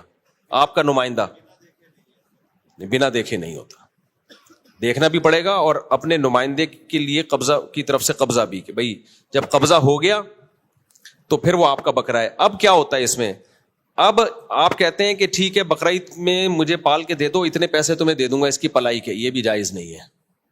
آپ پلائی کے پیسے دیں لیکن کھلائی کے پیسے بھی آپ کو دینے پڑیں گے. کھلائی کے پیسے اس کے ذمہ نہیں ہوں گے کیونکہ بکرا آپ کا ہے. بکرا آپ کا ہے تو اس کو بولیں کھلائی کے پیسے الگ سے لکھ لینا، وہ سارے میں تمہیں دے دوں گا اور تم پلائی کے اتنے پیسے میں تمہیں دوں گا تو کھلائی میں سے مائنس کر دوں گا. اس کو شرعی اس پہ لے کر آئیں کسی قاعدے پہ. میں الگ سے یہ پہ کلپ ریکارڈ کرواؤں گا. آج کل یہ بزنس بہت ہو رہا ہے، جانور پلائی پہ دے دیتے ہیں کہ یہ پال کے ہمیں دے دینا، بیچ کے آدھے آدھے کر لیں گے. یہ جائز نہیں ہے. اس میں کچھ شرطیں ہیں، ان شرطوں کے ساتھ جائز ہے.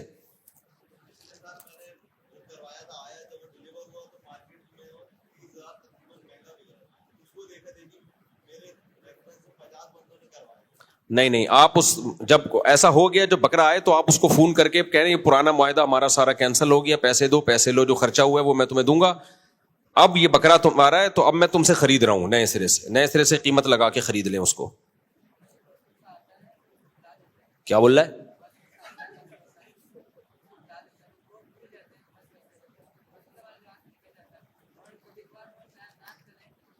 نہ نکلے تو نہ نکلے. وسوسے کو نہ نکالنے کی کوشش کریں، نہ نکالنے کی کوشش کریں. کوئی بات نہیں، پڑھتے رہے بس نماز. وسوسے اس کو ٹینشن نہ بنائیں. نہ تو نکالیں نہ نہیں نکالیں، کچھ بھی نہیں کریں، جو ہو رہا ہے ہونے دیں. کیا ایگزام کی تیاری کے لیے تراویح چھوڑ سکتے ہیں یا نہیں؟ تراویح سنت موقدہ ہے، کوئی شدید عذر ہو تو چھوڑی جا سکتی ہے. اب امتحان واقعی ہے جو تو پھر کم مختصر پڑھ لیں، علم طرح سے پڑھ لیں، علم طرح سے پڑھ لیں. وہ بھی اگر ناممکن ہو گیا، مشکل ہو گیا، آپ کو ڈر ہے کہ امتحان میں، تو پھر چھوڑ سکتے ہیں. لیکن نارملی تراویح چھوڑنا ٹھیک عمل نہیں ہے، ناپسندیدہ عمل ہے. ناپاکی کی حالت میں قرآن نہیں پڑھ سکتی.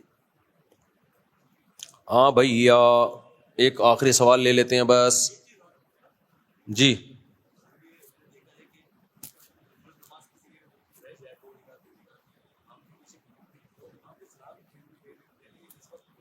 جب امام دوسرا سلام شروع کرتا ہے اس وقت کھڑے ہو جائے مسبوق.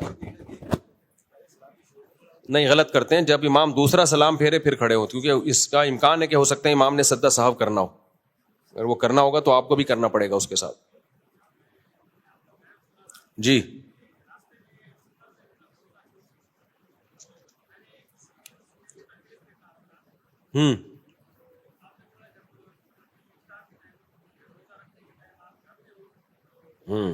بالکل. اچھا ماشاء اللہ. بلوچ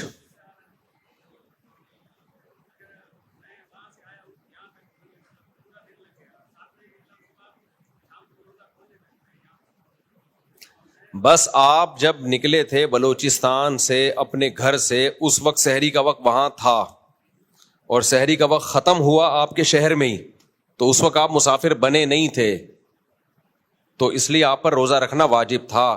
مسافر بننے کا ارادہ کرنے سے روزہ چھوڑنا جائز نہیں ہو جاتا، مسافر بننے سے ہوتا ہے. تو اس وقت تک بنے نہیں تھے، سحری کا وقت آپ کا اپنے گھر پہ ہی یا اپنے شہر میں ہی ہو گیا ختم، تو آپ پہ روزہ واجب ہو گیا. ٹھیک ہے. اب آپ کراچی آ گئے، آپ 15 دن ٹھہرنے کی نیت نہیں ہے نا آپ کی، تو اب آپ مسافر ہو. تو یہاں جب سحری کا وقت ہوگا تو آپ کے پاس آپشن ہے، روزہ چھوڑ بھی سکتے ہو، رکھ بھی سکتے ہو. اب افضل کیا ہے اس میں؟ اگر بہت زیادہ مشقت کا خطرہ ہے کہ سفر کی بہت تھکاوٹ ہو جائے گی، مشکل ہو جائے گا روزہ، تو پھر چھوڑ دینا افضل ہے. اگر ایسا نہیں ہے تو پھر رکھنا افضل ہے تاکہ رمضان کی فضیلت حاصل ہو. تو شہر میں تو آپ کراچی میں تو رکھنا ہی افضل ہے, یہاں وہ ٹینشن تھوڑی ہے, کوئی اونٹ پہ تھوڑی سفر کر کے جا رہے ہو.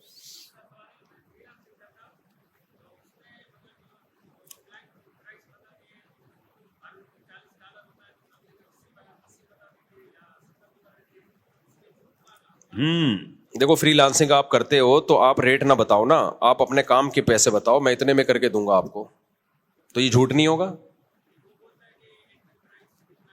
ہاں تو پھر جب وہ پوچھ رہا ہے کہ اس کے آج کل مارکیٹ ریٹ کیا چل رہے ہیں تو پھر آپ غلط ریٹ بتاؤ گے تو جھوٹ ہو جائے گا.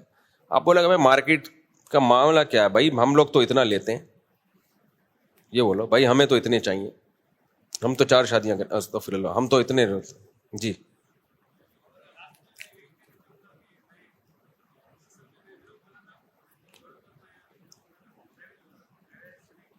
ولاگ بناتے ہیں ٹریولنگ کے, فیملی ولاگ بنانے میں بھی کوئی حرج نہیں ہے. فیملی ولاگ میں اپنی خوبصورت بیوی ادھورے کپڑوں کے ساتھ دکھانا تاکہ اس کے چکر میں لوگ آئیں, یہ غلط ہے, یہ ناجائز ہے. سوری بات کاٹ رہا ہوں, اس کا مطلب یہ نہیں کہ جو خوبصورت بیوی نہیں ہے وہ دکھائیں آپ, وہ ایک الگ چیز ہے, وہ ایک الگ چیز ہے. اس کا مقصد ویوز کو بڑھانا نہیں ہوتا. اس کی مثال ہے, سوری بات کاٹ رہا ہوں آپ کی. اب ایک صاحب ہیں وہ اپنی وائف کے ساتھ انٹرویو دیتے ہیں اکثر نا, ان کی وائف بھی آ رہی ہوتی ہے, وہ بھی ڈاکٹر ہیں دونوں, تو وہ اس پہ بیان کر رہے تھے, بات کر رہے تھے کہ آج کل جو فیملی ولاگر اپنی خوبصورت بیویوں کو لاتے ہیں اور بےغیرتی پھیلا رہے وغیرہ. تو کسی نے کہا آپ بھی تو اپنی بیوی کو لے کر آتے ہو. تو وہ آدمی اپنی بیوی اس لیے نہیں لے کر آتا کہ بیوی کی وجہ سے ویوز بڑھیں, کیونکہ اس کی بیوی ڈاکٹر ہے, اس کے پاس بھی نالج ہے, اس کے پاس بھی نالج ہے. تو لانا تو وہ بھی ٹھیک نہیں ہے بھائی, اپنی بیوی کو بے پردہ کر کے آپ کیوں میڈیا پہ لا رہے ہو, لانا تو وہ بھی ٹھیک نہیں ہے, لیکن اس لانے کا وہ مقصد نہیں ہے جو ولاگرز کا مقصد ہوتا ہے. بھائی لانے کا مقصد ہے نالج شیئر کرنا, بھی کچھ نالج میرے پاس ہے, کچھ نالج ہماری وائف بھی پڑھی لکھی ہے ان کے پاس ہے, تو وہ الگ نوعیت ہے. تو اس پہ وہ بےغیرتی کے حکام صادق نہیں ہوتے. بے پردگی کا گناہ ایک الگ چیز ہے, وہ تو ہے, وہ تو پردہ ہی عورت پہ لازم ہے. تو اگر لانا بھی ہے تو بھائی اسکارف میں لے کر آؤ, پورے پراپر پردے میں لاؤ, تو وہ ایک الگ چیز ہے. لیکن ولاگر کا مقصد بیوی کے ذریعے بیوی دکھا کے ویوز بڑھانا ہوتا ہے. یہ بےغیرتی میں پی ایچ ڈی کرنے کی ان کو ضرورت نہیں ہے. تو ولاگرز کی بھی 2 قسمیں, کچھ آ رہے ہیں اپنی بیویوں کے ساتھ بھی آ رہے ہوتے ہیں, ان کی بیوی پردہ نہیں کرتی, وہ غلط ہے, ناجائز ہے, لیکن ان کا مقصد بیوی کے ذریعے ویوز لینا نہیں ہوتا بلکہ ان کی نیچرل روٹین کا حصہ ہوتا ہے. تو غلط تو وہ بھی ہے, ناجائز وہ بھی ہے, لیکن وہ اس درجے کی بےغیرتی نہیں. کچھ ولاگر تو کرتے ہی ہیں, خوبصورت بیوی لائیں گے, ان کو پتا ہے بیوی خوبصورت ہے, پبلک دیکھے گی, اور یہ جس کو ہٹا دیا ویورز ہی غائب ہو جائیں گے. پھر اس میں بھی ان کی بےغیرتی رکتی نہیں ہے. شروع میں کپڑوں میں لا رہے ہوں گے, پھر آہستہ آہستہ کپڑے کم کرنا شروع کرتے ہیں. اور آج کل تو وہ بےہودگی ہو رہی ہے, بیوی کے ساتھ بوسو کنار ہو رہا ہے اور گلے مل رہے ہیں. یار تم اپنے بند کمرے کی چیزیں دنیا کو کیوں دکھا رہے ہو, یہ بےغیرتی ہے. اچھا آپ سوری بات آپ کی میں نے کاٹی, آپ ہو بھی بلوچستان سے, کوئی بھروسہ نہیں. اچھا خیر, ہاں ہاں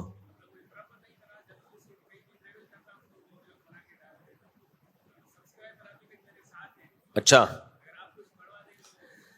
یہ بھائی ولاگنگ کر رہے ہیں, بلوچستان سے آئے ہیں, کہہ رہے ہیں میرے سبسکرائب بڑھوا دیں. آپ کے چینل کا نام کیا ہے؟ اعجاز بلوچ 710. دیکھ لیں, ہو سکتا ہے اچھے ولاگ ہوں ان کے. تو اعجاز بلوچ 710, چلو میرے بس میں یہی تھا, میں نے اناؤنس کر دیا ہے. اچھا اچھا چلو ٹھیک ہے, صحیح ہے صحیح. ہاں بلوچ ہو تو کیسے منع ہے. چلیں بھائی, چلو بھائی کافی ہو گیا وقت, اللہ تعالیٰ سمجھنے کی حکمت ہر ایک سمت پھیلا گئی, زندگی کا سفر